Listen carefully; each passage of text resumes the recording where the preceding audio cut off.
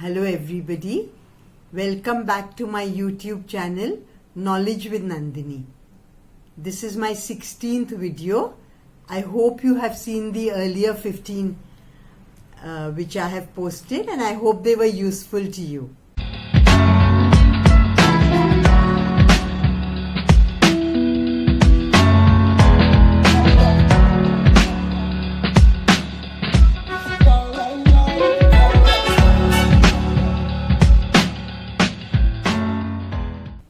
Today we will speak a little about washer disinfectors. Thermal washer disinfectors represent a technology that brought about great changes in decontamination, such as the establishing of standard operating procedures and reduction in occupational hazards, both biological and chemical, to healthcare workers and to the environment. It removes residues such as blood and proteins with an action known as impingement, as against cavitation in ultrasonics. You do remember cavitation, which we spoke about in the video just before this. As it has been proved, bacteria can survive a sterilization cycle if they are protected under dried debris or soil. Hence, these are used for the automated cleaning and disinfection of instruments in hospitals or in preparation for autoclaving. They usually have totally automatic cycles, which may be standard or customized as per your needs and validated by cleaning verification indicators. When items being cleaned and disinfected by a washer disinfector are intended to be used again without further treatment, such as sterilization, the washer disinfector needs to produce an item that is microbiologically safe for the intended use. When the items being cleaned or disinfected by the washer disinfector are intended to be further subjected to processing such as sterilization before being used on the patient, the disinfectant stage in the washer disinfector produces an item that is only microbiologically safe to be handled during the preparation for its subsequent processing.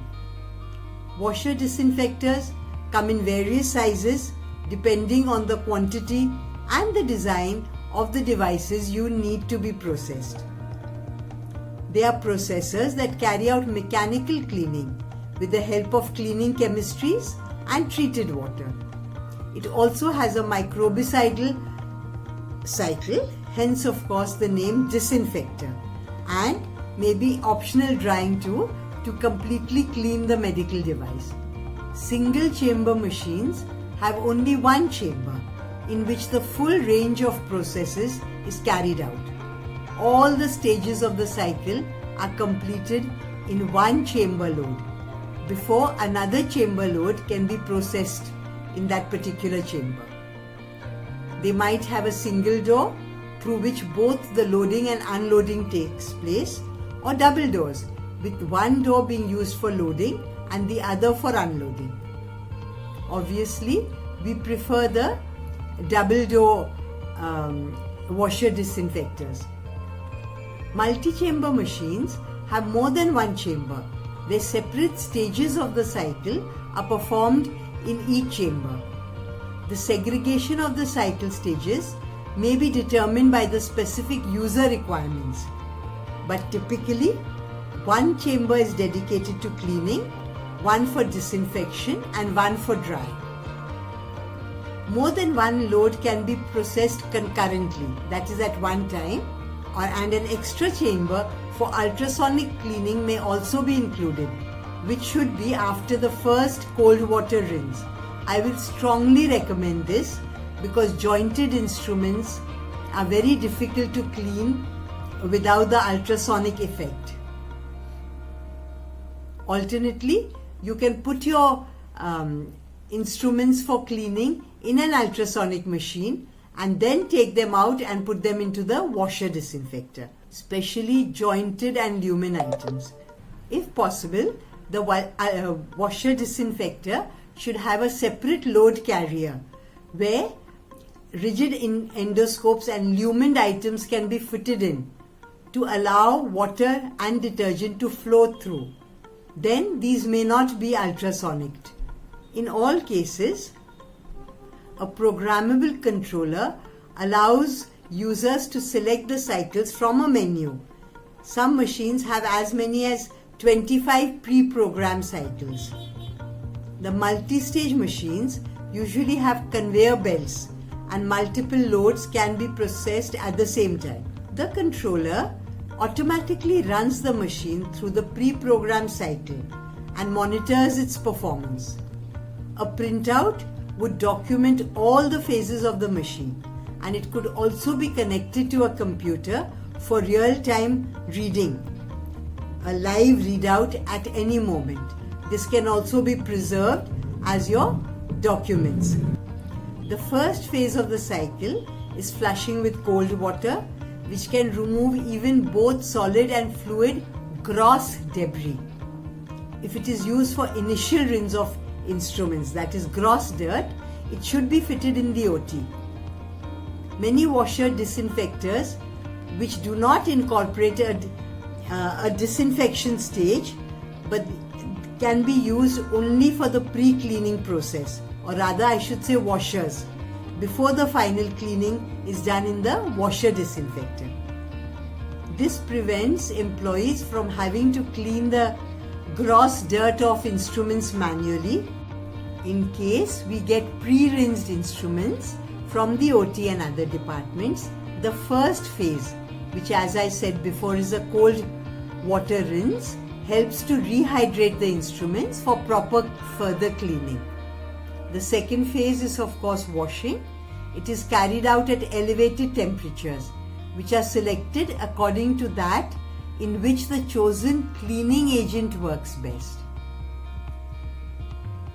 The cleaning agent is usually in the form of a liquid to facilitate accurate dispensing or dosing. It has to be low foaming, free rinsing and biodegradable. These qualities will also be required in the ultrasonic machine. Due to impingement, the soil and debris is actually knocked off or removed. Washing with a solution of a neutral or mildly alkaline enzymatic detergent or a high alkaline detergent in heated water removes the bioburden and breaks down organic soils. In the case of a highly alkaline detergent, a neutralizing agent with an acidic pH has to be used in a future rinse. The chemical or the cleaning chemistry is automatically dispensed or sucked into the machine during the cycle and circulated. This is where you have to be very, very careful, and I have seen many people are not knowledgeable about this. I'm giving one example. I hope it helps you. You consider the dilution you make when you fill the container, from where it is sucked, as well as dilution which takes place in the machine itself. For example, if you need a 1% final dilution, you could dilute the original concentrate 5 times so that you have a 20% solution in your dosing container. If the volume of water used in the washing phase is 20 liters and each time 200 ml is sucked out from the dosing pump, then you get a final dilution of 1% in the machine.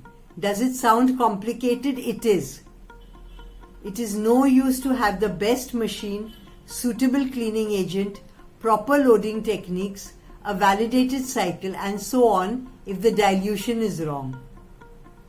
If you do not understand, please ask your equipment manufacturer to clarify this for you. I find it most practical and safest to use the cleaning agent and the dilution recommended by the original manufacturer, as they have already done their calculations. If you change the cleaning agent, you have to recalculate, because different cleaning agents would require different final concentrations. Also, it is very important, as I said in the ultrasonic lecture, to have cleaning verification indicators to check that all the parameters of your cycle and your dilutions are correct. It is as important as using the biological indicators for your autoclave. If you cannot, for the time being, at least look out for visibly clean and shiny instruments. If they are coming out dull and not looking very clean, then something is wrong. Simple. The third phase would be a clean hot water rinse, again at a temperature at which the cleaning agent is active, to remove chemicals and the bioburden residue from the chamber and load. Rinsing removes the detergent used during the cleaning. Water should be treated water. By AMI, the AMI standards call it critical water. You can Google this, it's available on the internet.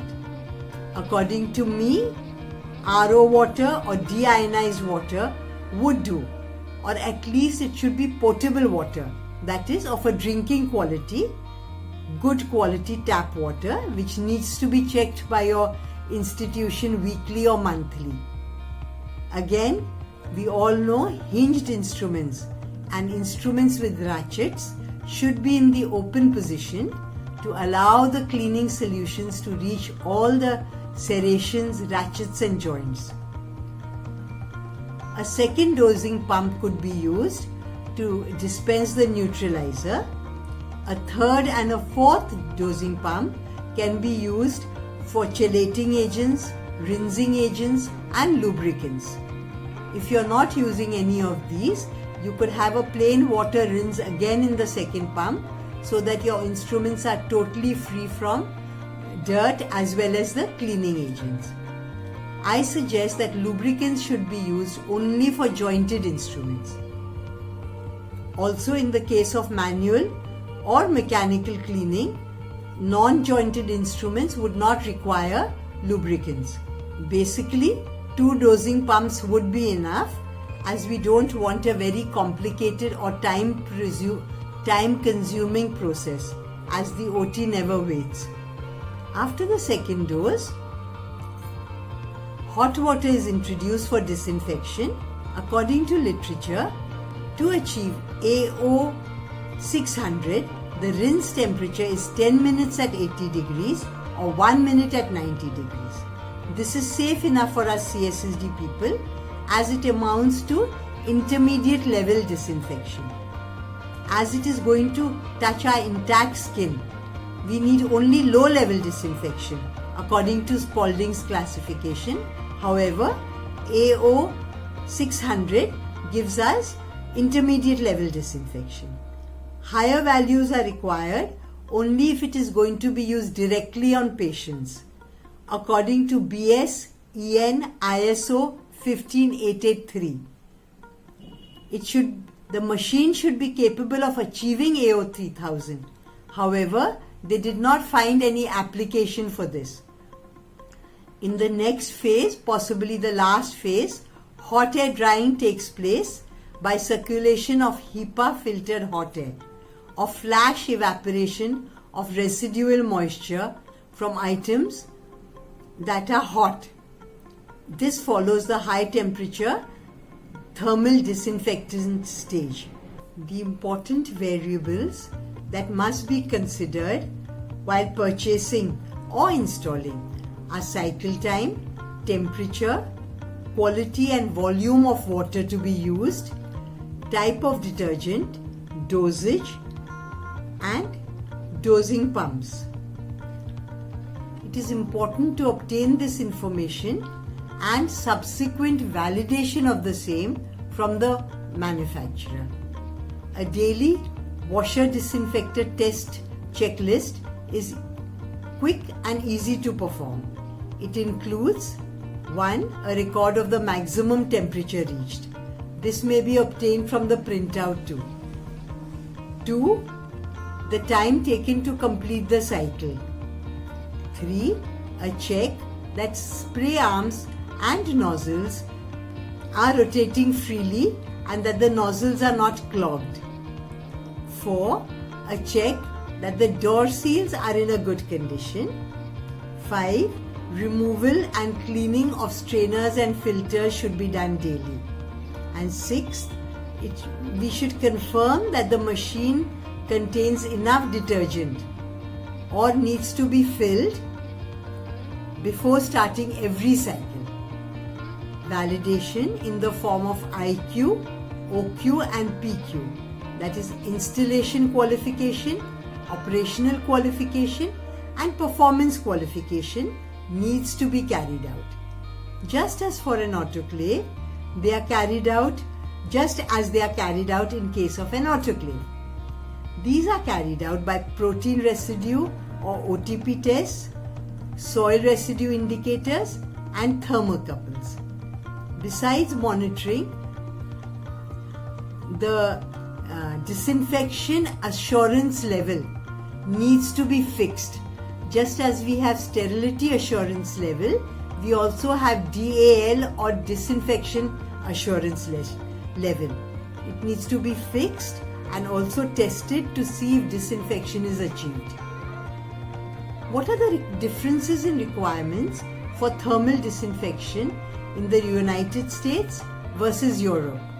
The United States FDA does not recognize AO or A0 but states that any washer disinfector sold in the United States which claims to have thermal disinfection for reusable medical devices must be capable of achieving at least intermediate level disinfection. They define intermediate level disinfection as a 6 log reduction of a mixed suspension of vegetative organisms and a 3 log reduction of a mycobacterium species.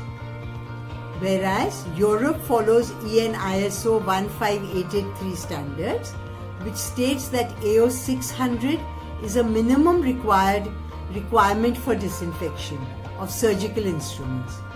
But as I said before, the washer disinfector must be capable of achieving AO 3000 without defining any application for this.